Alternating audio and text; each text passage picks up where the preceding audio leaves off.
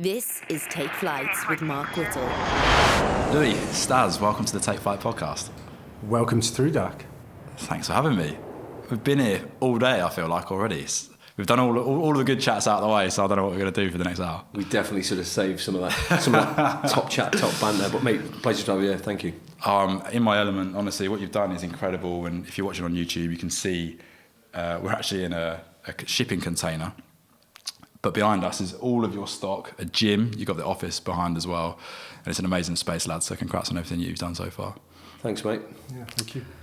Been looking forward to this. I know a lot of people who you guys know as well, and they're always my favourite chats, like to chat with the military lads and always get a good conversation. So yeah, been excited to get down it.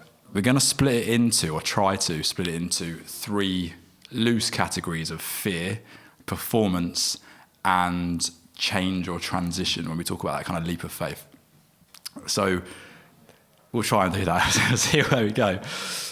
Straight in, what is your guys' relationship with fear? Like any stories and things or examples of times that you've experienced fear and how you cope and manage with that? I think, from a very young age, obviously you develop a kind of thing with fear, don't you? You've got to be able to negotiate it or understand fear to be able to make the most out of it. So I guess, yeah, even from I think my first memory of fear actually was falling into a stream when I was a kid. I think I was fishing around for a frog in the river and I ended up falling in it. So it bit me in the ass. But I guess what fear does, it should make you hyper vigilant of a situation that you are in or that you are going to face. So I guess that's why it's present, isn't it? It's a natural thing for us, so you just need to accept it. Yeah. Yeah, it's a cool story. It's like, and you turn into a frogman as well. No, I did. Yeah, it all started there. It all started there. Yeah. Now, Louis hit the nail on the head there. But I think fear is, again, it's personal to you. You can talk about physiological responses and psychological responses and how the two are intertwined, and then maybe confusing, a deep fear with anxiety and issues mentally that people deal with. I think taking it right back, stripping fear back, we've had to kind of deal with, what I would describe as kind of real fear, like left of our fear, from being shot, from being in the military or being blown up, having that constant worry or anxiety or fear surrounding you. But then, like Louis said, it's about kind of how you negotiate with that fear in your own head, be that through training, through development, and through experience, I would say. Pardon me. So a lot of times I think I've got an example from one of my youngest boys, Albie. He's 4, almost 5, and this is interesting for me to see now from his perspective because everything from it intrigues me why people are scared of spiders or snakes and things, and so he's 4 and he loves all that stuff, loves all the bugs, loves all the spiders. Now, he's probably had me around him a lot of the time, encouraging that and sort of picking spiders up, showing him spiders, telling him it's not something you should be scared of. And, but my wife, Ruby, is terrified, won't go near them. So if he was to listen or be influenced by her, in terms of don't touch it, or her sort of shrieking or pulling away from that, that would, I think ultimately it would influence his decision-making process around fear and what he should be scared of. So I think there's a lot of kind of nature and nurture involved with fear as well. And, we deal with fear. You have to kind of understand fear. You have to understand that it's there for a reason, and a lot of the time to protect you. It's the sort of chimp brain, so it's good. But also understanding that I think through experience and through pushing yourself, you can kind of overcome fear, and it is through kind of going through that process, really. Yeah, that's brilliant. Do you know what? So the example that came to mind for me then, literally last week, first event that I put on in 2 years.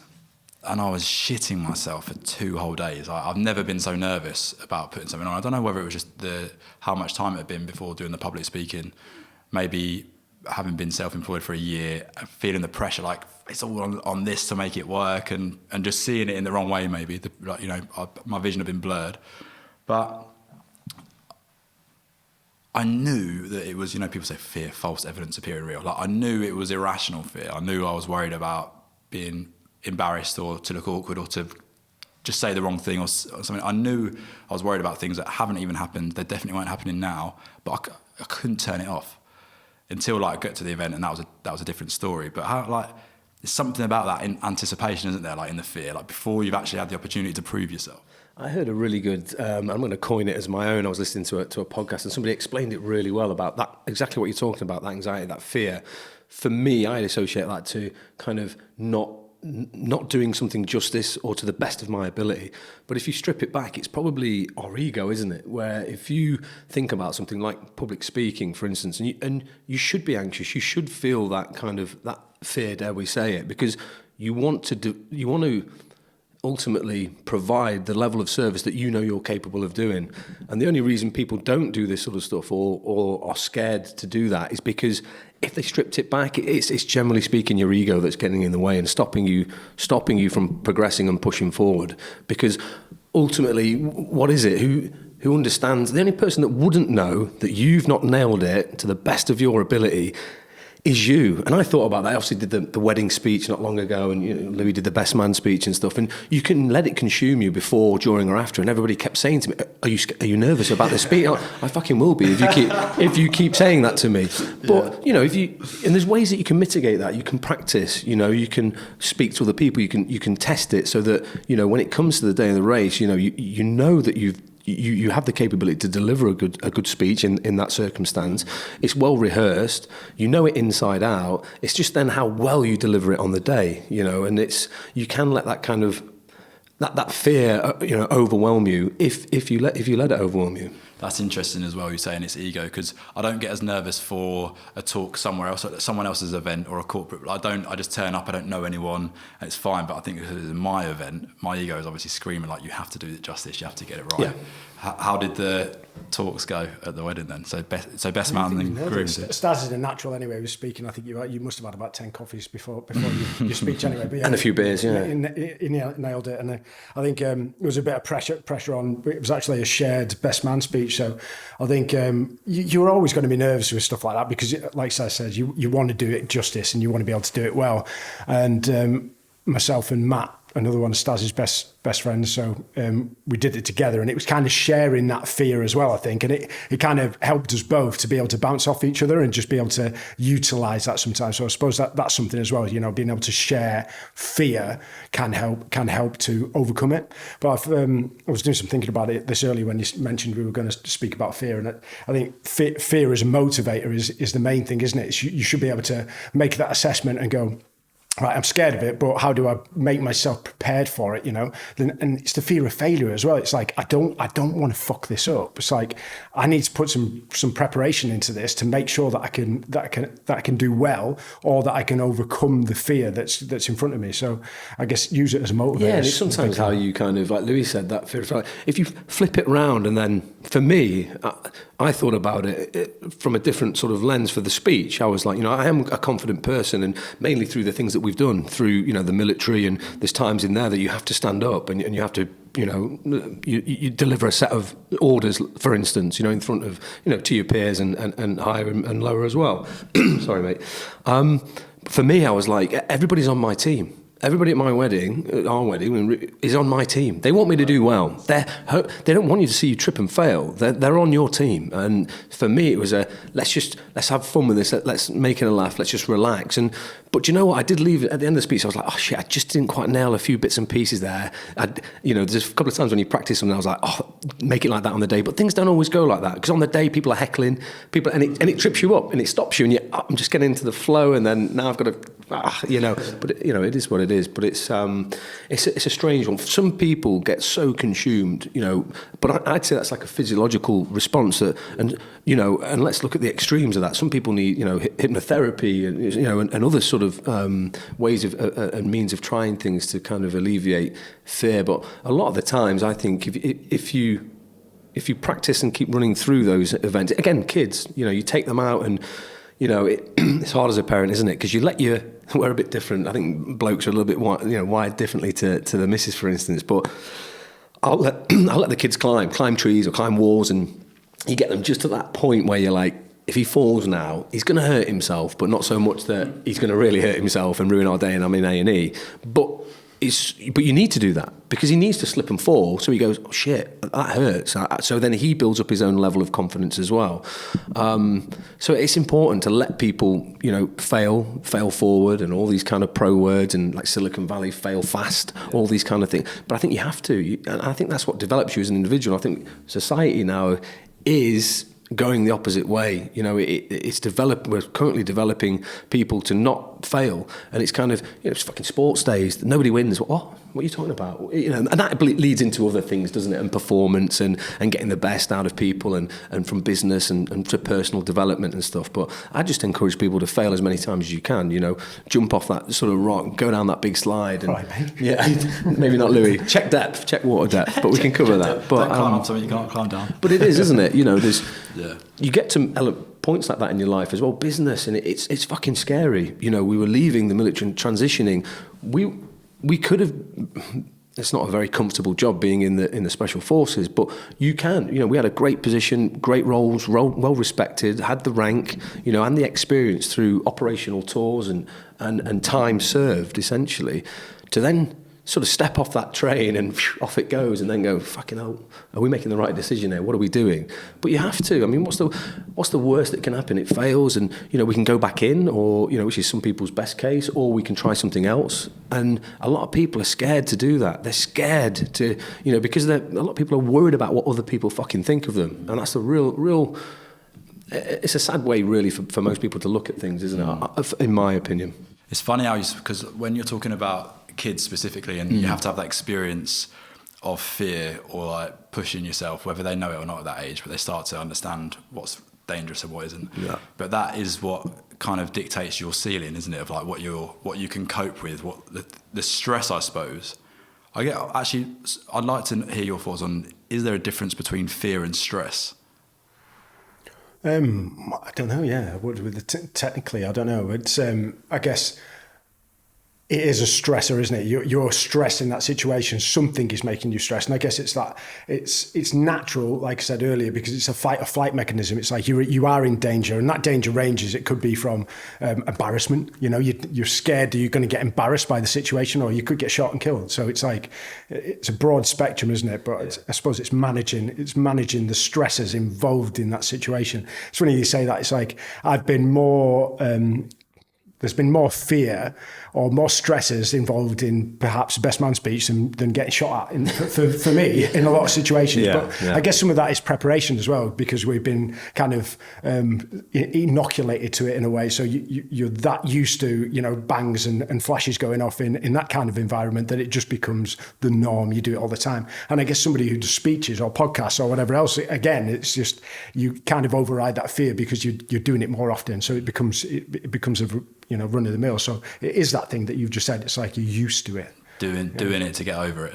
Yeah, just being exposed to it more. Is there a? Because I love that example, right? So more scary to do a best man speech than to go into battle or be shot at. What's the feeling around that? So is there no fear, or do you not allow yourself to think about the reality of being shot at? This comes back to the thing for me. It's like fear of failure. Like people have asked that before. It's one of those general questions you get. Is there anything you're scared of? And it could be spiders. And I am, by the way, scared as fuck of spiders. Yeah, I'll be to bring some in. Yeah. So I guess it depends what you're scared of. And I guess that for me, on that grand scheme of things, with getting shot at, I wasn't fear of that's not fear of embarrassing yourself or fear of not doing something particularly well. It's just fear of the situation. It's that, it's the stresses involved in it. And I guess the pre-thinking beforehand with something like that, if you think you overthink it before you do the task or the situation, or before you put into that situation, it becomes more stressful. In a lot of That's interesting what you said about thinking about, because unbeknown to me at the time, and on reflection now, and as I've got a bit older, is visualization. And it's not some fluffy thing that you don't really think about, but you do. We all think, and we all have that crazy voice in our heads that's always churning away and thinking about options and what ifs, and playing out situations in your mind. And I used to visualize, and I still do a lot, I first noticed it when I was playing football as a kid, and as you sort of progress through before games, I wouldn't be I wouldn't have anxiety. I'd be excited to play the football, but what I would do in my mind is almost play the game out in my head and what I was going to do and how I was going to do it, from scoring a goal or passing or a tackle, and I'd run through that and that little movie in my head. And then I did the same in the military. And I was doing the same through, the training's intense, and we train right close to the wire, in special forces, because you have to. And I was doing the same for military operations. We'd go in, we'd watch the target, we'd have all the intelligence gathered around that. We'd all go in and have a massive set of orders and brief. We'd talk about the job, what was going to be expected of you, what your role was in that job, and, everything from sort of massive out sort of understanding of job all the way down to some micro level, individual level, what you were going to be doing, what was expected of you. And I'd literally run through everything in my head, sort of seeing myself moving, and sort of I'm getting finger guns out now in the shake on. But kind of how I would move and flow around the room and engage, and how everything. I'd just be running through situations in my mind, good and bad, and how I would react to it. And there is studies around that, isn't there, where the fear, also how people will react to blunt force trauma, injury, stabbings, and people deal with things differently through pain.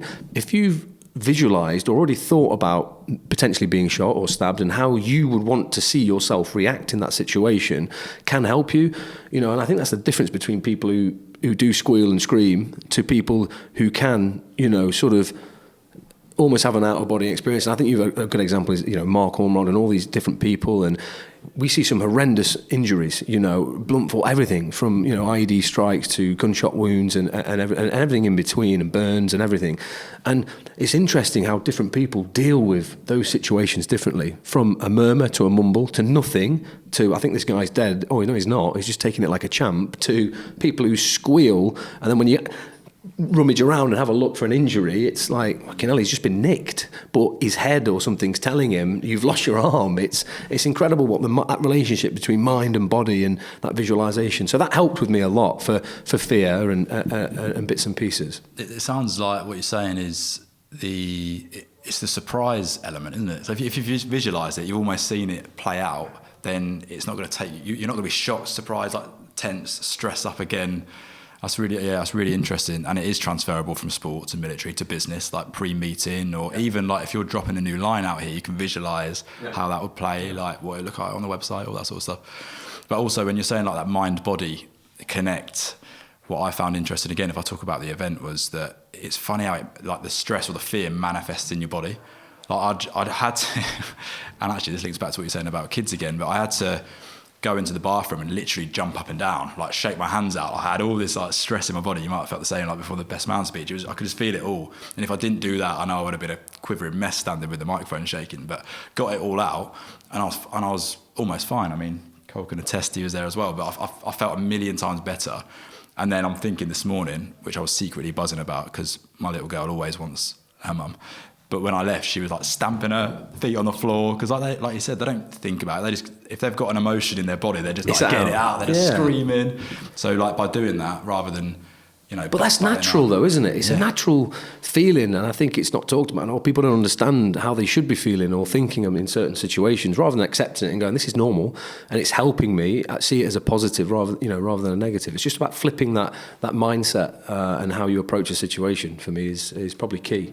And I suppose a lot of the time as well, so some of it's to raise your adrenaline, isn't it? So again, to make you more hypervigilant of a dangerous situation. So it's like it's doing that on purpose. Your body is physically making you feel a little bit more on edge because of the situation that you're going to be facing. So it's making you prepared. And if you're not, you're probably a psychopath or a sociopath. I don't know, but there is probably probably studies done about that. But I think Bruce Lee talks about that in his book. I loved Bruce Lee growing up and reading his books, and that's the first thing I thought about it, because when you grow up, you're scared. Nobody wants to fight. Nobody wants it's probably one of the most primeval things, isn't it? Standing, just about to duke it out with somebody, whether you're a kid or an adult. It's an uncomfortable situation to be in unless you've been trained or unless you're brought up around that environment, be it boxing or martial arts and things. But That's different, you could argue, because it's in a controlled environment. You're boxing, you know, you're training, it's jiu-jitsu, whatever you're doing, it's controlled, you know. A street fight's fucking, all the rules are out, you know, it's almost survival, it's almost that animal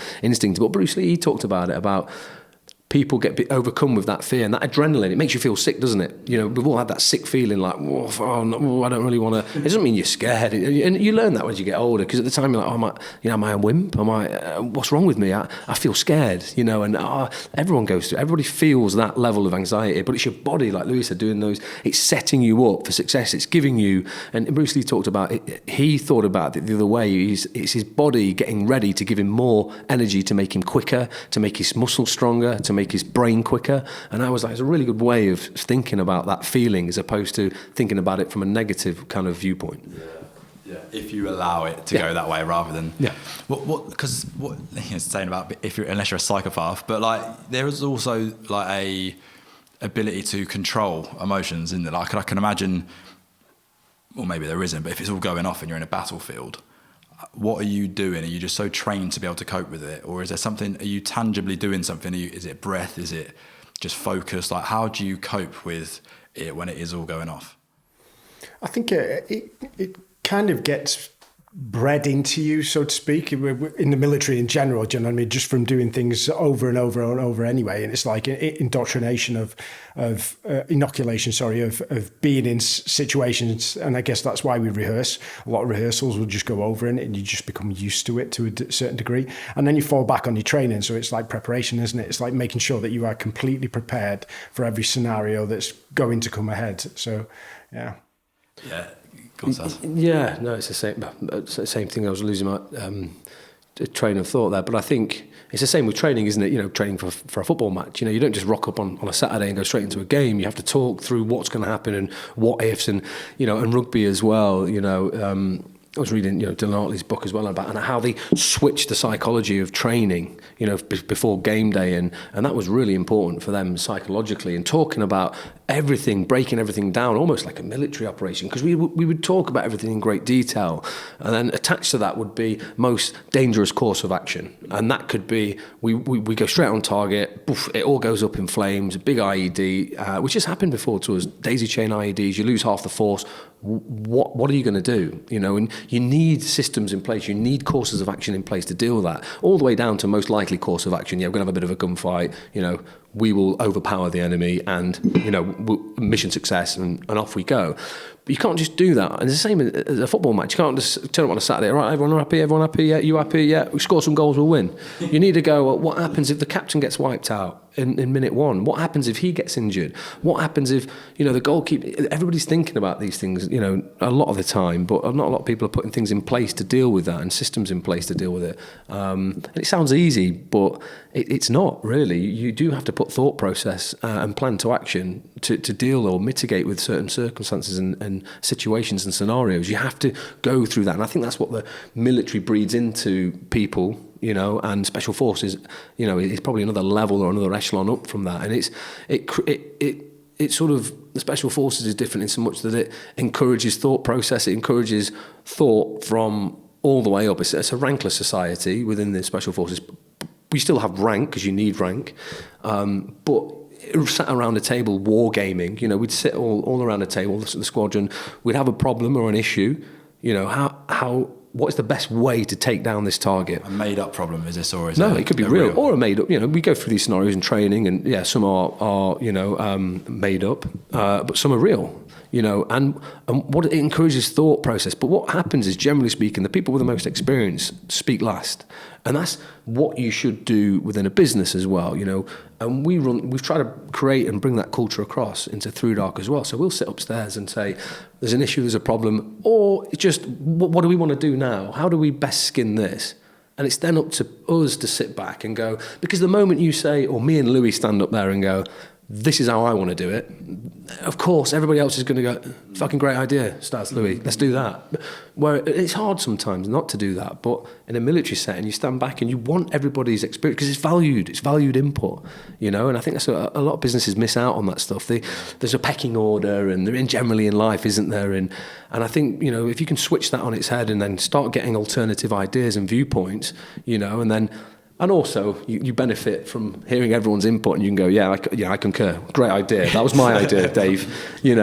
Johnny, that was my idea. So it's, there's different ways of approaching stuff as well. Yeah.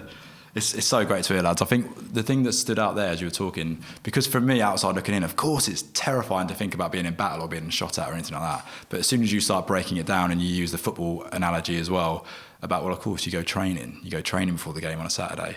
The same thing with you train, you become accustomed to it, and you acclimatise to that feeling of fear that starts off. But what's the alternative? I think it is Jordan Peterson, isn't it, who talks about that.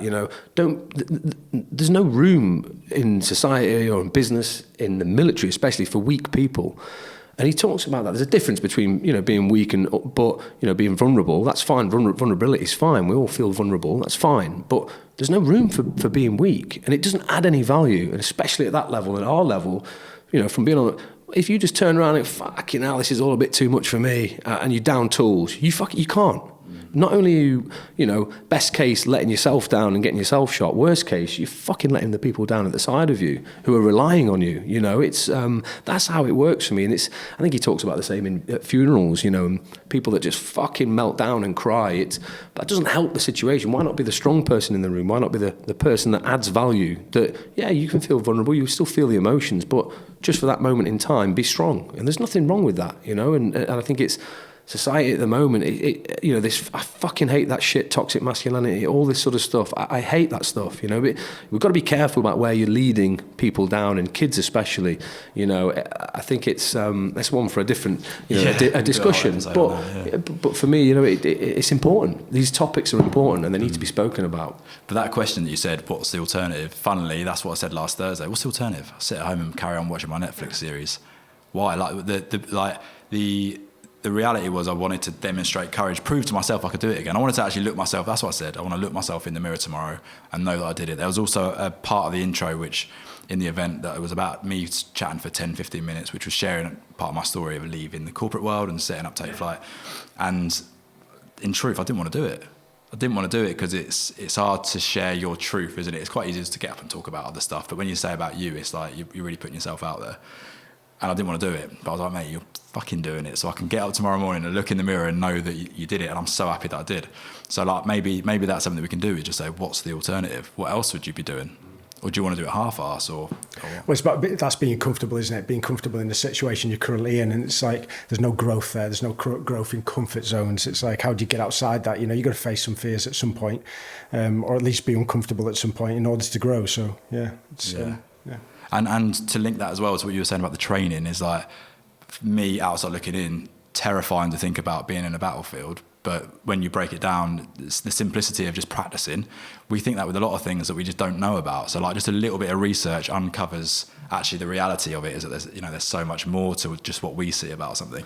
And on a basic level as well, there probably is a bit of ego involved there. When you're on the back of on an aeroplane, on a tail lift, and you're about to parachute out at night on oxygen, all the full gear on, mission profile gear, and there's maybe 15 of you stacked up, and the ramp goes down, and then fucking noise, everything, and you've trained for it. You've done all the training. You know exactly what you're doing, and all that process that we spoke about earlier.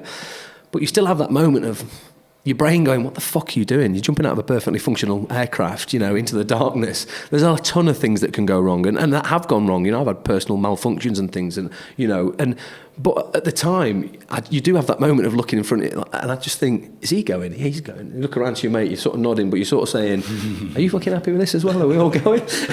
But you do have that element of, well, if he's doing it, I'm doing it. And I think a lot of that happened in World War II and World War I. They've looked into this, like, why would people fucking run over a trench? Well, kind of because he's doing it next to me, and if I don't, then fucking hell, I'm going to either get shot or court-martialed, and, I've just got to go for it. So it's a weird psychology. It reminded me of one of the lads, and you know his name, I'm not going to mention him, but it's always tends to get a bit disco leg on the back of the lift there, so if he was going to jump out, he'd be like, you'd see him on the edge of the ramp, and for the video I'll stand up and just do a bit of a presentation, but it's be Elvis Presley and his legs shaking like a shitting dog, but he'd still jump out, So And that's real bravery, isn't it, for me? That's a sign of bravery. Not the person who gets up confidently because they're not scared of heights. I generally love jumping out of planes, and I'm not scared. I have a good relationship with heights, but some people would be sweating profusely, palms sweating, and you see them,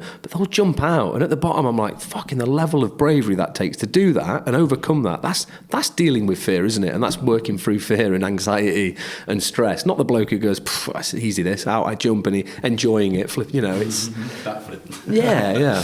What would you lads do when you're on the plane? Like, would you go through like a routine or a process, or would you just sit quietly? Would you chat with the lads, joke? Like, what's that like?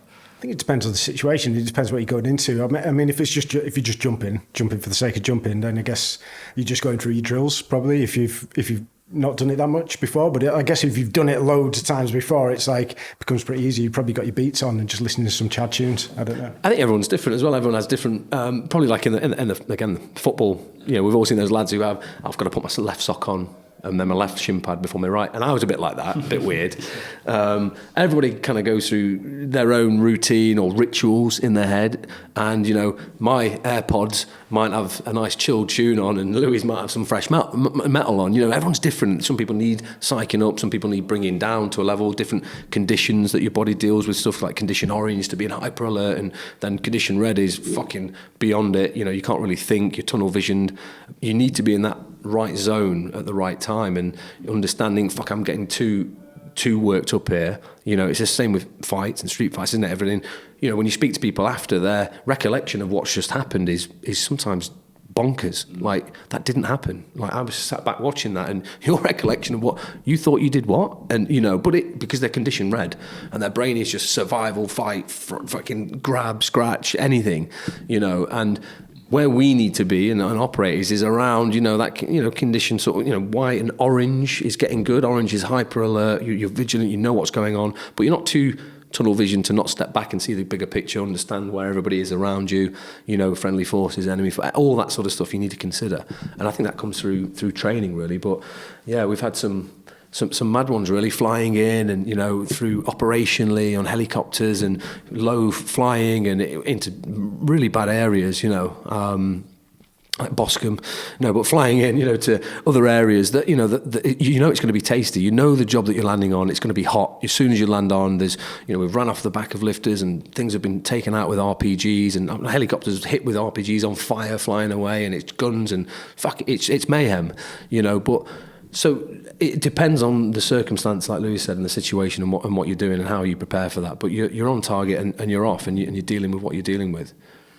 There's a story about, you mentioned the word a couple of times, Louis, you said hypervigilance, right? There's when we do like personality profiling and stuff and figure out what people what holds them back actually, essentially, is like we call them the saboteurs in our mind. What holds you back? And one of those profiles is someone who's hypervigilant, and we use a story that we explain about if you suffer from being a hypervigilant personality type, you're that person who, like, if you imagine a village that's being protected by someone, and there's trees in the distance, and every rustle, every noise, everything that happens in those trees, in those woods, you're looking, you're fucking shitting yourself, you're tense, you're stressed, you're looking at every single thing, and then finally when something happens, you're knackered and you're just like slumped down on the side because you're so exhausted from the stress of worrying about what it is. Whereas if you can control it, then it's vigilance at the right time, right? It's not stressing, not overwhelming yourself, and having that clarity to be able to understand when there is real danger.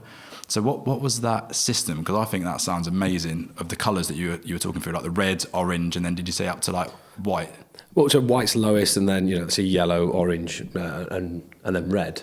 Is this something from the military that you use? No, well, it's psychology. We talked a lot bit around shooting and things as well, and a lot of the times would be you spend a lot of time on the ranges shooting, because ultimately that's when you break everything down, that's what it all comes down to, isn't it? It's about shot placement and shooting at critical shots at the right time, especially in a domestic counter-terrorism role in the UK, you're not war fighting here, you've got civilians, you've got, backstops, you've got a lot of things to think about. And for me, the psychology, it's that system that your brain runs through, that you can control and that you can train. Do you know what I mean? And it's understanding what system I need to be in. Like you said, I can't go running off the back of a helicopter into a gunfight in condition white.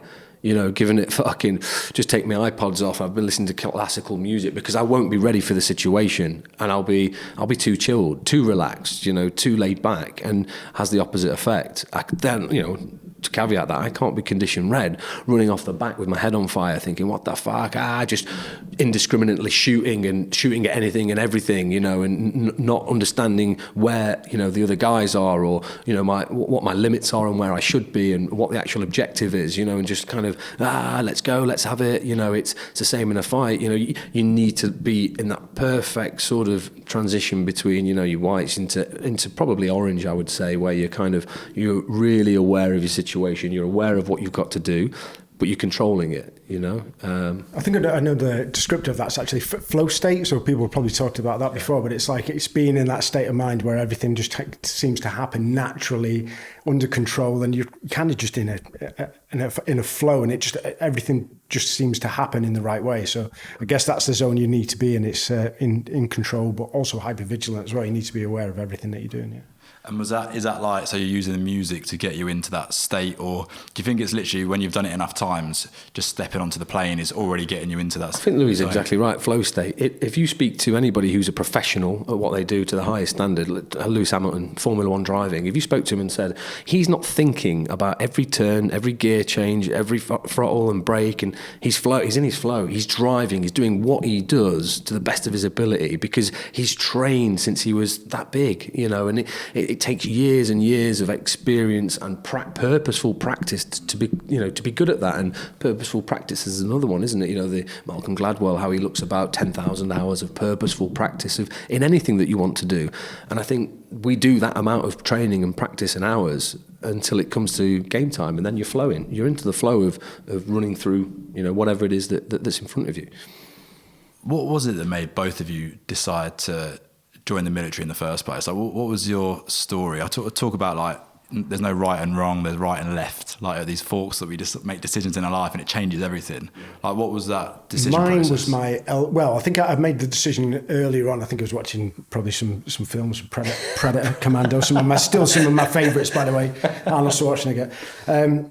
So my brother, my elder brother, so he joined the military, joined the Royal Marines probably 3 years before me, and I guess I always looked up to him. So it was one of those. I was naturally kind of wanting to follow in his footsteps. He was kind of a father figure to me anyway when I was growing up. So that kind of just happened for me. It was not the easy way to go. It was like it was kind of, he'd cut a path for me, and I wanted to follow it. How much older was he than you? 3 years. Yeah. 3 years. 3 years, yeah. And he was acting as a father figure, did you say? Yeah, I think so. Yeah, I think growing up, he was always. Well, my dad wasn't around at the time, so I had a couple of stepfathers, but they were pretty terrible, to be honest. So I guess my brother was always in that situation where he looked out for me above and beyond anybody else. So I guess that was my real motivator. And do you think that to do with, like, not having a father figure present, there was maybe a pull to, like, the brotherhood of the military? And I don't know. I mean, it is there, isn't it? I don't think I knew that was there though until I joined. For me, it was all about doing something that my brother had done and being proud of what he'd done, and I wanted to achieve the same. So I guess that was it. But yeah, and then once you join the military, you begin to understand that you are in something bigger. It is a family to a degree. So yeah, you learn that as you go, I think. Yeah. Is your brother still serving? He does actually, but he switched. Yeah, so I think he left the Royal Marines and then he joined the RAF as a physical training instructor.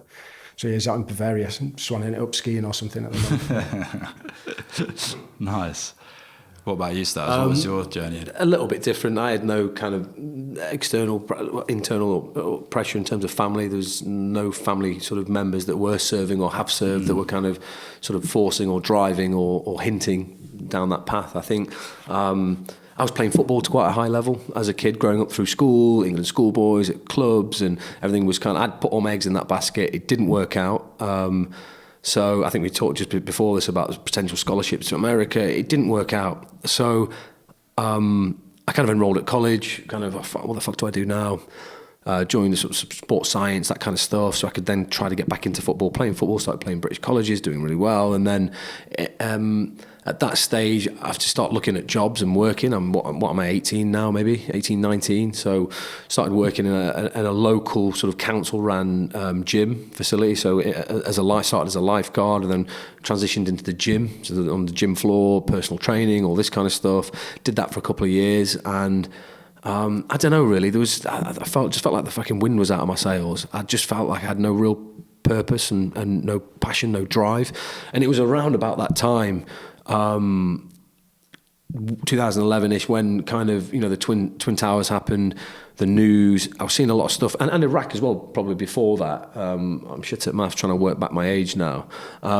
It was around that time, a lot of stuff where the Marines were deployed, on Telic in Iraq, and then Afghanistan, and sort of seeing those guys and, and everything that they aspired to. I started looking into the military and what's all that about? This feels like this could be another opportunity for me to try and do something great or something better than what I'm currently doing. So sort of looked into it, started reading about it, and probably the type of people that we are, it was the basic, the kind of military in general. There's loads of different things that you can do, whether it's engineers or be a chef if you want to be a fucking chef. But probably you're the same as me, Louis. It was, what's the fucking hardest thing you can do? What's the hardest infantry training? And what's the, what would give me the most sense of reward and achievement? And it came down to the Marines or the paras. And I think at the time in the Armed Forces Career Office, when I went in, it was a Marine in there, and he kind of bent my arm and kind of had my ear, and sort of started that process. One of the greatest marketing campaigns of the military, I think, as well. Yes. 99.9% need not apply. Join the Royal Marine Commandos. So I think that was those adverts were amazing. Yeah. Amazing. Yeah, that's so interesting. Yeah, I remember seeing those as well. Didn't apply. Yeah. What you said there, like the type of people that we are. Like how would you say that? Because when I look at you guys, you're both very different, but there's clearly a lot of similarities with the way you think and as you said, like the type of people that you are. So how would you sort of explain that about each of yourselves?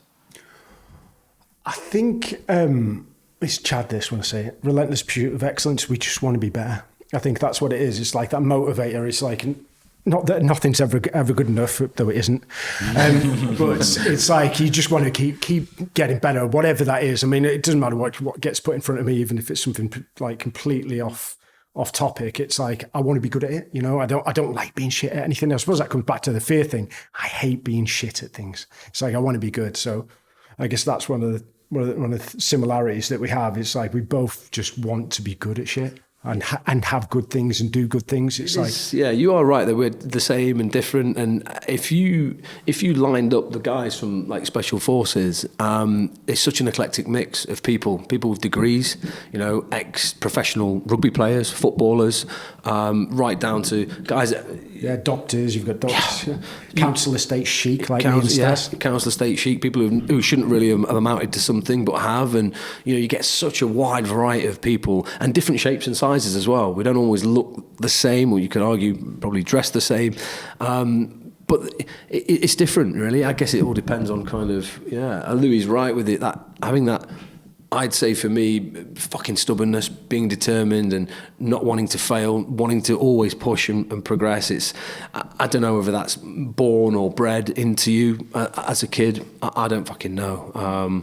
But that we're all quite similar in that regard, in so much that we're quite self-motivating. We don't need somebody in the morning to give you a poke or a shove or, hey, fucking hell, do this. And, generally speaking, we're quite, and you have to be when you go through that selection process from the Marines. And the Marines are, they're up there. They're arguably the best sort of fighting force, in the British military. Again, 99.9 need not apply. So you get a real high caliber of people. You then cut off the top of that, and then those are the guys that either go for selection, fail selection, or ultimately end up passing selection. I was just thinking about the lads there, but it's competitiveness as well. I think every single one of the lads is competitive to some degree, and most of that probably breeds from being athletic as well. Athleticism. Most of the guys, 99% of the guys, are from an athletic background, whether they've done sports to a high degree or they've been like farmers or whatever else. They've been athletic people and they've like quite strong and robust.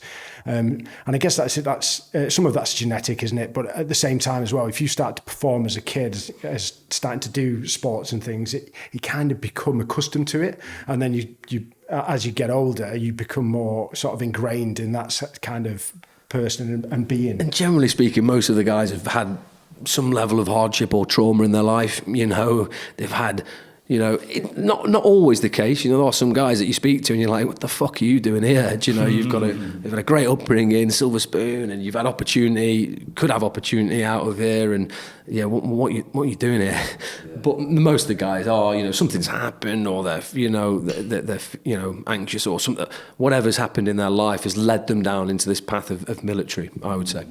It's interesting. I think there's so much to be said for the chip on the shoulder. Whatever's led to that chip, the people who perform or reach these heights are the types of people that I speak with. There's always something there, like something that drives them on, and it is mostly the ones you said that had some trauma or something that's going on in the background that you either don't want to address, or you channel it somewhere else, or you've tried to. It's painful, so you put that pain into it. So I don't know, it's not necessarily bad. I think it's a great thing for people to have that. It's actually interesting, it makes you unique, but a lot of people are scared of those, maybe what they perceive as weaknesses. Yeah, maybe using these things as motivators is the key there as well, isn't it? It's like, it doesn't matter what it is, what's happened to you, use it as a motivator, fuel for the fire. It's a classic saying, isn't it? Yeah. You use that too. I'm going through that currently as well with my oldest boy. You know, he was almost 10, he started boxing and having real flash-ups of anger, and I'm kind of, the apple doesn't fall far from the tree, and I'm kind of, what do you want me to say? Like, if you ask me what my best attribute is, I'd say my anger. If you said, what's my worst attribute? It's my anger. If it, you know, because I've used that level of aggression to push through and really fucking physically and mentally push to my limits, you know, to allow me to do the things that I've done. But then it's also got me in trouble. And there's also times when I flash up and I go, fucking, what am I doing? I'm getting a better understanding. As you get older, you know, you get to understand that and curb it and you know, understand the chimp brain and recognise it and all that sort of stuff. So it's, you know, it's interesting really, isn't it? I think everyone's got those kind of those elements or flaws and attributes, you know, into their psychology. The anger is interesting. When I was saying, like, I had a lot of anger, which gets you places, but does get you in trouble as well. But I went through a period of, like, I did, you know, do a lot of work therapy, this, that, and the other, and then I felt bad about the anger, and now I've gone past that, and I'm like, no, like, that is my anger. That's a good thing. It's allowed me to do X, Y, Z, and I love that I've got that. It's, you know, especially in sport and football and stuff, and in the military, I imagine as well. Like, you need that. Like, when you need it, you can tap into it. Yeah. So we're talking about attributes there that you guys have got. Similarities. If we talk namely about, I think the ones that stood out, like competitiveness, like serious competitiveness, but also the growth and just not wanting to have anything that's shit. Like, I love it when you said that, right? You just want to be the best, and why not? And that is so clear in the brand Thrudark that you've got here. As I said, we're sat, you know, with all the gear behind us. I'd love to hear a little bit more about the process, because Staz, I was talking to you just then when we were having a bit of lunch, and you were saying, even like down to the tiny, minute designs, like, this is you guys that are doing all of this. Now you've got this great team, and you've got all these people who are helping along the journey. But, you know, 4 years ago, it was you guys that built this from the ground up, even to the designs and everything else around it. So what's the process? And I suppose, like, what are some of those attributes, like, tapping into from your military experience, and how have you brought that into the business world? I think that leads on to why we've been successful to date, you know, to get to where we are, and we have built something quite unique and quite special here. So I guess that bleeds on from our military kind of upbringing and career. So I guess it breeds across because it's like that relentless pursuit of excellence and being motivated to go a little bit further, to do a little bit more, to make it special, you know. So I guess that's where it's all stemmed from. Yeah, but you also talked about purpose earlier as well. So, like, I imagine you wake up coming into this space, like, you love it. You want to be here. Yeah, and things always grow and develop and change, you know, as the business develops as well. So, you know, you have to kind of ebb and flow and move with it. When we started this, you know, we had, in fact, I think I sent you a photo a couple of days ago. I found one on my phone. It was an old whiteboard that we've borrowed from our old workplace. You know, and stolen, long-term borrow. And we whiteboarded it like a military operation, right? What is it? Bosh, Thrudark. What do we want it to be? This, and this. How are we going to do it? Bosh, here's 5-year plan, smash. And, you know, we were doing it, and everything to the degree with what we knew at the time, you know, kind of, yeah, we'll do this and we'll chase up that and we can get this done, and this is how we're going to, you know, lay the product out. This is how we're going to design and develop and test it, you know, and what do we want the brand to be? It should be aspirational. It should sit in its own space that people recognise, but for its own purpose and for its own mission, and because of the authenticity of the brand. And we spoke about that before. A lot of brands struggle for identity. They spend a lot of money on marketing and brand story because they don't fucking really have anything.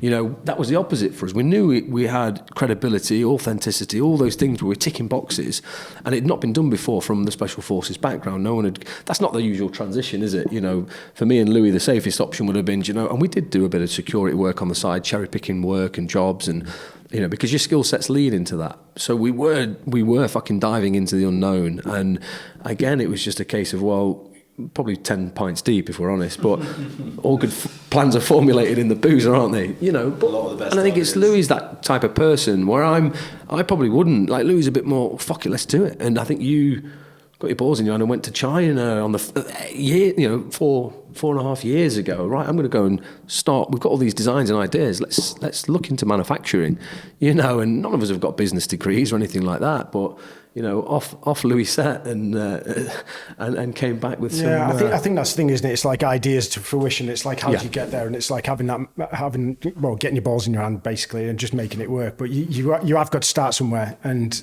being motivated to get something across the line, even through failures. Do you know what I mean? The obstacle is the way. Fucking hell, we've got plenty of that shit. So it's like you've got to just see it. Every one of the little problems that you get faced with is just another, you know, it's another barrier to get to where you want to be, and you've got to break through it or get around it. So I guess we did a lot of thinking. There was a lot of thought, you know, process behind it, and you know, why do we want to do it? And I guess that that's got to be genuine. You know, if you've got a genuine why, then you know you can do almost anyhow, I think is the quote. But it's like that's why we've made it work. It's like through all the little intricacies of going to China, and well, I say little intricacies, it's quite a big one really. I shouldn't have been going to China at the time, but it's like you fly across the world because you think that's the way that you should be trying to get clothing manufactured, and we couldn't have been any further from the truth at the time, you know what I mean? So thankfully, you know, through persistence and hard work and grit and determination and everything else that came with that 2 years before we even got anything off the ground, we managed to make something work. And yeah, there's a lot to be said for that as well. You know, if we were having this conversation, you know, 4 years ago, set up in a little corner office with, you know, some designs and some initially, you know, below average samples, it would be a different conversation. And, you know, but it's hard to put into context, into a conversation, the hours and the time, the energy, the effort. We're quite solutions-based individuals anyway, you know. We have a problem, right? What's the fucking solution? Generally men are, you know, we're a little less emotive, you know, which is helpful.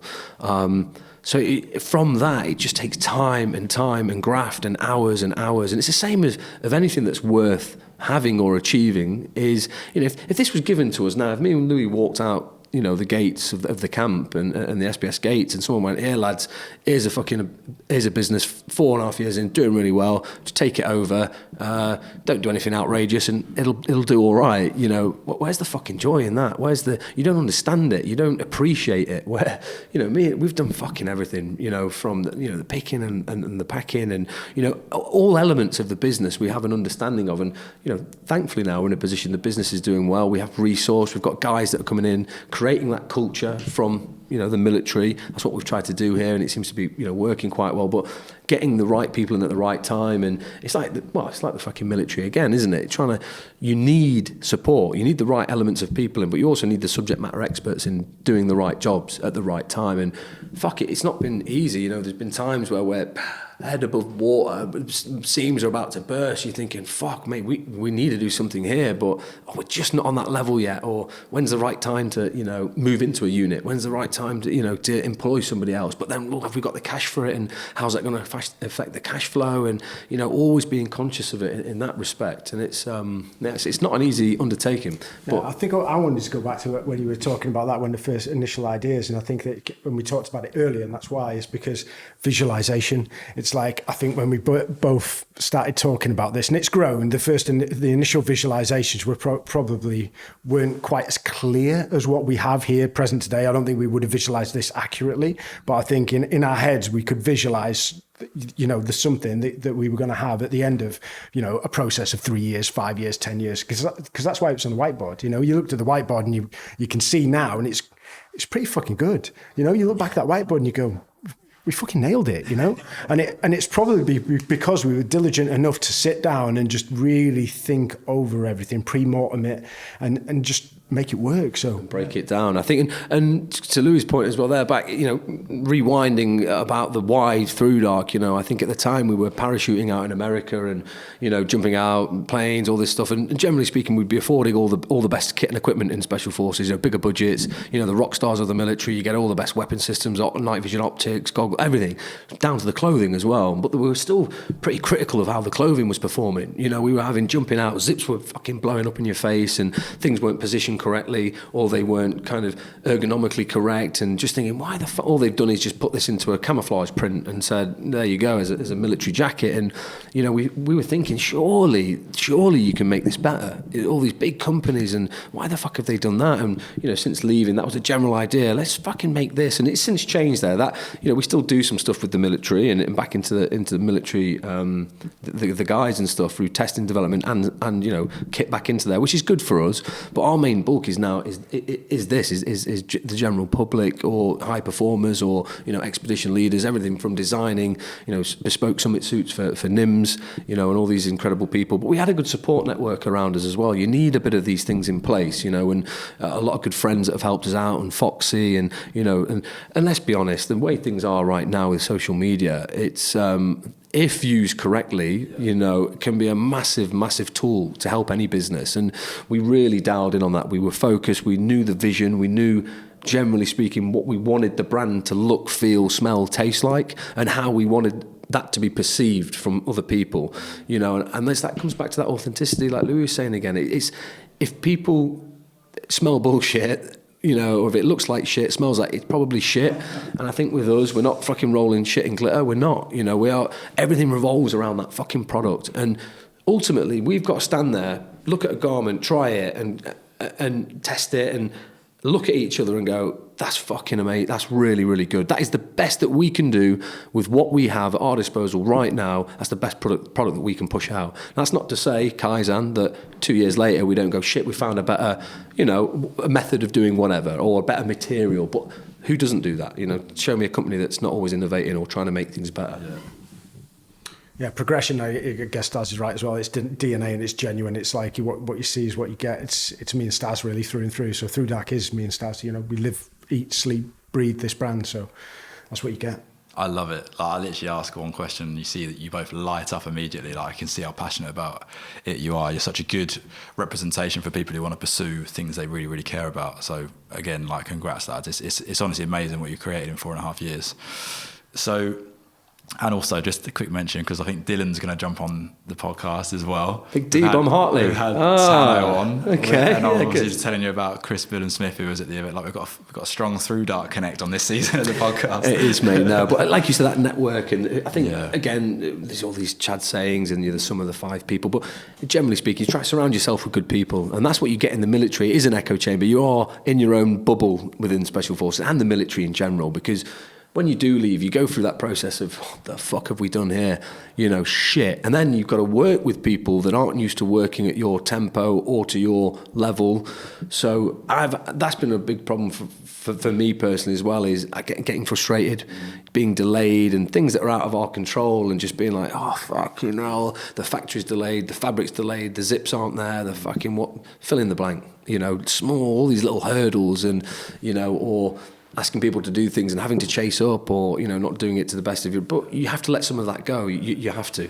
I call them tougheners. Those stupid little things, they just toughen you up for the next one. The next time the zip isn't working properly, you're like, oh, I've fucking been through this 10 times before, like, it's fine.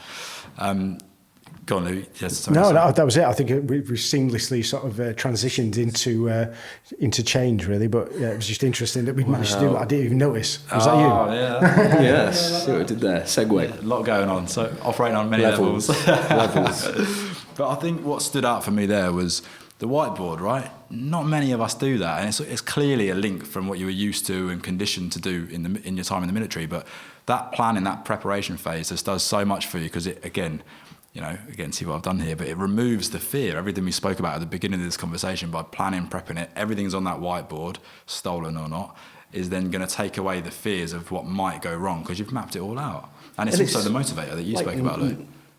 notes and things as well, isn't there? There's lots of people involved with sleep. If you're struggling to sleep, a lot of times it's because we're all probably the same, aren't you? You feel fine, your head hits the pillow and you're gone. Fucking hell, and it's the old, everything's going off on one, the fucking brass band's out. I fall asleep and then it wakes me up in the night and then I'm there. Yeah, so, what would they advise you to do is put a fucking notepad on the side of your bed, write down what you need to do or what's worrying you or what you need to kind of action. And it's the same going through that process, isn't it? A lot of the times if you write things down and you feel like then you're held accountable, you have to action each one and you physically tick. I think there's a lot in that. There's a lot to be said about that. And what would you say? Because like I know we just said levels there, but you're operating at such a high level, right? And you say you get frustrated with people who can't operate at that level as well. So if people are listening, they're like, fucking hell, the lads have they're so clued up. They've had, both had over a decade in the forces, and you're just there. Even just a minute ago when you were speaking, you just threw the word Kaizen in, which is a philosophy about growth and adaptability and change and all that. But it's so deeply embedded in you guys that it's just so natural now, it's automatic. So for people where it might not be so automatic, what would you say to those guys and girls? Do you know what I don't want to do here is I don't want to come across like they all singing or dancing. Fucking hell, yeah. Under what a knife fight and steal the ideal of death. But it's, I think none of us are infallible, regardless of backgrounds and what we do for a profession or what we've done as a profession or what we do now. On the surface, it might seem like we're always on top of that game. We're always doing things like well or with excellence. That's not the case. We fuck up all the time. But it's how you recover from that. But yeah, nobody's infallible. Believe me. Fuck up all the time, but it's how you recover from it. Yeah. Amazing. No. Staz? No, exactly that. I think just keep it fucking real. You need an element of. We can argue about luck, and opportunity meetings, all that sort of stuff. But you do need a bit of that. You need the stars to align, and you need people to fucking work with and for you, and not against you. And to agree with Lou, there's loads of times throughout my life and career, and you're that close. You're sailing close to the wind all the time, and one fucking step this way or slip this way, and it's the type of people that we are. We're not.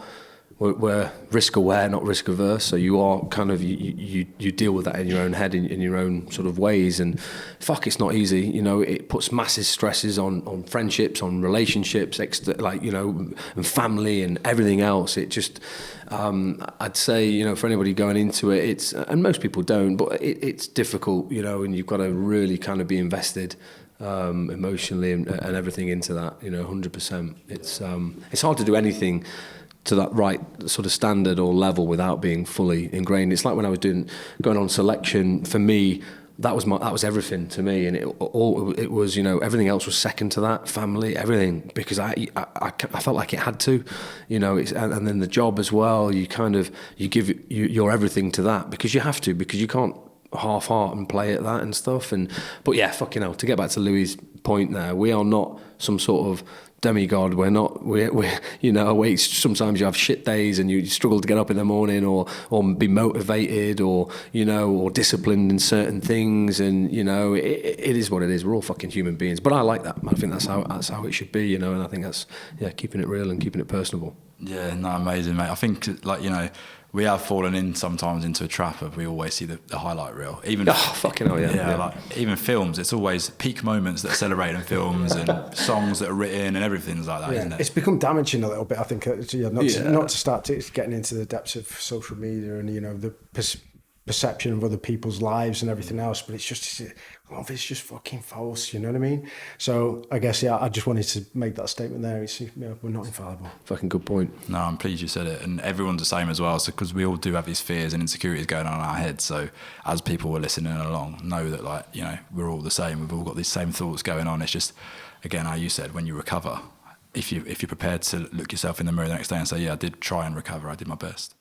It's using those things for the right reasons as well, isn't it? Using social media for the right reasons at the right time, and YouTube, and there's a whole wealth of knowledge and plethora of books and audio and podcasts, and that's not to say I'm always sometimes you get drawn into it, don't you? You do, into the bullshit, into the fucking hell, what about this and what about that, and I wish I had that, and it can be quite damaging at times, I think. think you've just got to separate it in your head almost, haven't you? Like, I try and just see social media, it's work. Yeah. It's work. Don't get sucked in. Yeah. Don't get scrolling. It's hard. It's hard to, but yeah, just try and get on there as work and separate it out. What would each of you individually say have been your sort of peak moments, business, military, or otherwise? Like, what have been those kind of, if you could pick one, great, or one or two. I suppose I don't look back enough. I'm still thinking about the next peak, but I guess, look back at, getting badged Special Forces. I mean, just because I know the amount of work that had to go into that. Years and years of pre-training Marines, and the graft that goes into the whole selection process. I think, I don't think anybody could eclipse that. Yeah, I think professionally, definitely. Sort of, from because I think you go through that in the Marines, don't you? You say, you at the time the Marines is your everything. That's what you want, the green beret. You want all that, and everything's towards that. And then it's the next thing. It's you sniper, whatever you do, and then you go. Selection is the pinnacle within the military. Let's be honest, of where you can get to. So that definitely, from a military point of view, personally, it's your kids. For me, it's kids and relationships. That really key forming relationships, and from your missus to your friends and everything else that's important, that I'm most proud of. And then moving on to this now, it's now the military's kind of that page has turned for me. It's being involved and coming in and working in and around this. What are your challenges with just relationships there? Because obviously, Take Flight's been going for 4 years, but I've been full time on it for 1 year, and that's one of the things I struggle with the most. I think because, like you were saying, I pour all of myself into it. Then I think with the pandemic, it's been difficult too as well. But relationships suffer, and then you kind of make friends through your work, and then it's like, are they your friends now? And it's almost like I heard Snoop Dogg talking about it, funny enough, actually. Incredibly intelligent man. Yeah. No, but even these people that they've had such huge levels of success, the kind of lessons that they get along the way, it's all the same stuff. But he talked about that growth gap of like the people that the gangs that he grew up with, and then as you start to progress, whether that's a career or spiritually or whatever, that gap gets bigger and bigger and bigger, and then it's up to you. Do you want to drop back down to that level, or do you just have to kind of sever ties or whatever that thing is? So I don't know how you guys managed those relationships. It's been difficult. I guess for me, it's not as difficult as what it is for Staz. I haven't got any real close family or kids. I've got my missus now, and my missus has only been on the scene for probably the last 2 years. I'm going to get that time right. Before that, I think I was 110% Thrudark, and there was nothing else. There's nothing outside that. My close friends, but that was it. Everything was that, and difficult for Staz to juggle sometimes because he has got to concentrate on juggling the family and the business at the same time. So, I guess. Not as bad for me. Staz would probably tell you otherwise. But yeah, it's something it's difficult, isn't it? Because, and again, probably looking outside, I get stuff on, do questions, social media, Instagram, all that sort of stuff, and I get compliments sometimes. It's hard to take, like Louis said, from the outside, people looking, going, fucking hell, this guy's got family here, he's doing all this, and climbing, Thrudark, and training, and fucking, and the questions are, how do you get that work-life balance right? And it's fucking hell, it is hard. You're used to that now as well, but, and I've had a failed marriage, I've got a boy that lives up in Nottingham, my eldest, Lucas, and so trying to manage that element as well, and other family around the country, and then living, down here now with my wife Ruby and 2 boys. It is fucking hard, and you're always juggling and trying to please different parts and trying to fucking spin plates and everything else. And I think I said to Louis the other day, he's thankful that it kind of works at the moment as well, and having good people around you and having friends that question you constantly as well. You don't need those kind of fucking yes people around you, that people that pat you on the back, and as soon as things go sideways, they're fucking off. They're not your mates. It's people that are there, that almost like your family. Some of your mates will tell you look fucking great. You want an honest opinion, you go to your fucking grandparents or whatever, and they'll go, you look like an idiot, or what are you doing, so you need that level of input as well. And I think constantly questioning yourself, you know, and your ethics and your why and how you're doing things and can I do things better? And that's not, like Louis said, fucking hell, I make mistakes or I'm not perfect, and, you know, you'll slip off here and there, and, you know, then you're back on track again, and then life, and then something else will come in and jump in, and it's the juggle, innit? It's the fucking juggle of life that we're all trying to manage and massage as best as we can. Yeah, it is, and it's, you know, having people around you that understand and support, and, you know, family, friends, and I'm lucky as well, you know, my wife Ruby is really good.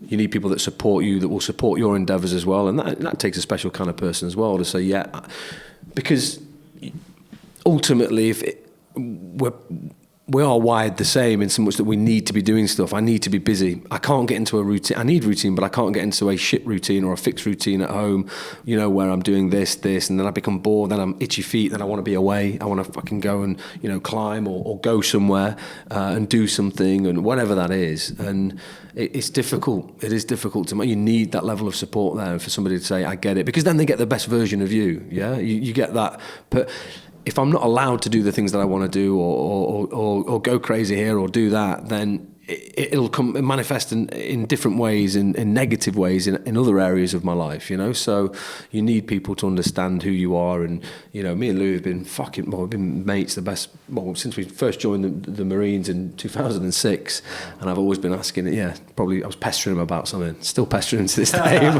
Can you help me with this? So basically Louis dragged me through life, is what I'm saying. But yeah, you know, and these things change, don't they? Relationships, everything gets, you know, and the older you get, and hopefully the more knowledge and wisdom you gain, and it's an ever evolving and changing subject, really. Yeah, no, I think there's like the idea of who's the plant and who's watering the plant. I sometimes worry about that, as I did in relationships specifically. Like, you know, if you're the plant, then does that mean that they have to put their stuff on hold to support and nurture you? And that's a whole nother subject. I didn't have you down as a horticulturist. I like it. What plant would you be if you could be any? No. But it, and I think we've said that before. It's hard in business as well, because you're both similar, but you both can't be dad. You both can't be mum.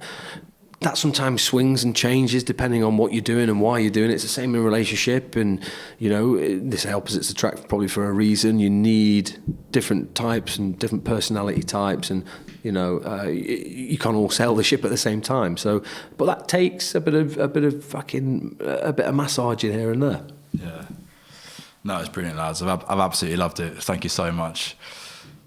One more question before we do the final three, which is the quick fire. And as you said, these things change. So just advice that you would give with everything you've been through, you know, the obstacles and the transitions and the new chapters that you've gone on. People looking to make a change, or they've got a niggling thought in the back of their mind that they want to do something, they want to pursue something, and for whatever reason they're not doing it. Just any advice you can offer to those people who are considering making a change. It's probably the hardest bit of advice you can give anybody, and I'd give my former self or my younger self the same advice: have more confidence. But yeah, it's so difficult to give that to somebody. You can't hand that to somebody. You can't tell somebody to have more confidence, but it's difficult to get across. And a lot of the times, it depends on their circumstances, their personal circumstances. It's easier to tell a young kid to go for it than it is a middle-aged guy with commitments and family, and that's the problem, isn't it? Like Joe Rogan talks about this as well. About the problem is that people go that far through their life and they get in debt, and they end up. They have to work that shitty job that they don't fucking like, that doesn't inspire them and give them purpose, because they've got a mortgage, because they've got loans, because they've got dependents now. So to then tell somebody, fucking jump away from that and go chase your dreams, they're like, oh, it's all well and good fucking saying that, but how do I support this? And that's probably the 90% of the issues with people are in, and the trap that they are in. You know, so there's no answer to that. There's no, and we've had those questions, and it's true. You know, it is. If you've got nothing to lose, then it's easier to tell that person, go and do whatever the fuck you want to do. Travel, military, you know, chase a profession, dance, whatever the fuck you want to do. It's easier but as you get older, and you get more responsibility attached to that, it becomes difficult. It does become difficult. I suppose it's like you have to formulate it for yourself then. Yeah. If there's no answer, because you can't tell them what it is. And if you're fucking miserable, the only person that can change that is you. You got to look after yourself, and look after your own time and your own headspace. You have to be responsible for that ultimately, because if you don't, somebody else will look after that for you, whether that's work, or your own headspace and your happiness.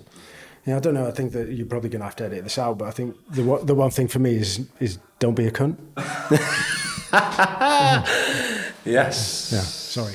I love that. Like, just the best preamble is like, you're probably going to have to edit this out, but I concur. I concur too. Last 3 quickfire questions. One thing each of you are particularly excited about at the moment.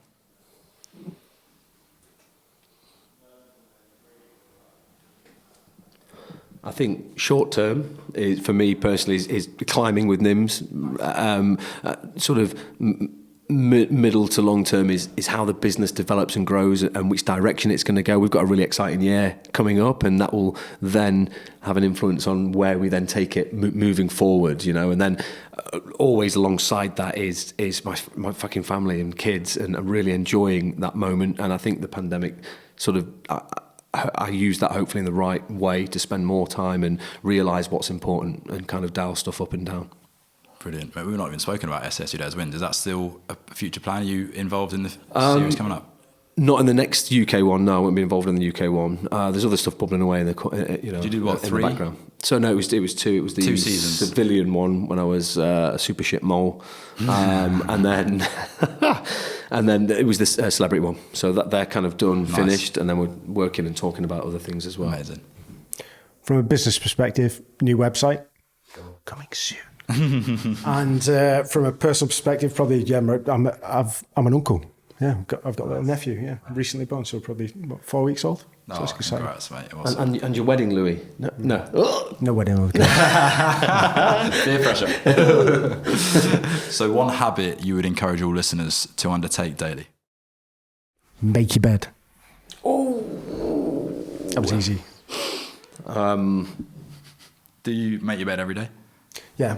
Turn it down. Wednesday bed, if you know what that is from being in the Marines. Still do Wednesday bed. Turn the top down, turn the top up. No, just make your bed. I suppose discipline. It's difficult, but just be disciplined in everything you do. Yeah. I'd say the quote that how you do anything is how you do everything. So kind of take that process. It's probably linked into discipline, like Louis said. Remove motivation and replace it with discipline. Nice. All right, love that. Yeah, motivation's fleeting. Imagine there's 2 versions of each of you. Slightly confusing. We've merged into the same person anyway. It's like Tyler Durden. You can see 2 of us here. Both wearing the same thing as well. Exactly the same thing, almost. He's just taller and looks better. And That was super. So imagine there's 2 versions of each of you, right? Yeah. Take yourself back to a particularly challenging moment. It could be in your younger years, military career or business. But take yourself to that moment. What's the key difference between the version of yourself who's sat in front of me now, right, achieved everything that you've done, and the version of yourself who just wouldn't have done those things? What's the separator between those 2 versions? you might have to reframe that for me, just because my brain's tiny. I think confusing because so there's 2 Stazes, right? Take yourself back to a moment, whenever that is, a challenging time, pivotal maybe. There's the Staz who sat in front of me, who's gone on to achieve everything you've done, and there's a Staz who just faded away by the wayside and didn't do it for whatever reason. Like, what is it within the Staz who sat there that allowed you to get there? What one trait, if you could nail it down to one? Is that better? I've got my answer. Okay. I think grit. Just a willingness to just keep going. Grit. Yeah, I think for me, it was probably wanting to prove to myself and to others that I wasn't as necessarily as weak as I thought I was at that time, if that makes sense. Dealing with kind of hardships and lessons and thinking, I want to prove that I'm stronger than I think I am and I can achieve more than I think I can, if that makes sense. No, completely. Yeah, completely. We've got one for you, I think. We've got one. Go on, Louis, yeah. If you're going to be an animal, any animal, what would you be and why? Don't rush it. So Definitely don't rush Don't it. rush it. Yeah. my answer is a wolf. I've got 3 wolves tattooed on my back. A number of reasons. I like, because although there's the concept of the lone wolf, which is what I believe to be. Actually, I'm even proving it now, but certainly in the corporate world, I was just by myself, anti-conform, all that sort of thing, which now I know is more because of my insecurities and all that other stuff, but I still embodied that. But also, the wolf has the tendency to be part of that wolf pack. Get out of my head. These are my answers. Bravo. We've got a position at Thrudark, so we're starting Monday. I like it. I stand down. Well done. Yeah. Good. Happy with that? Fantastic. Yeah. No, mate, thank you again for coming down. Thank you so much. Taking the time out. Thank you so much.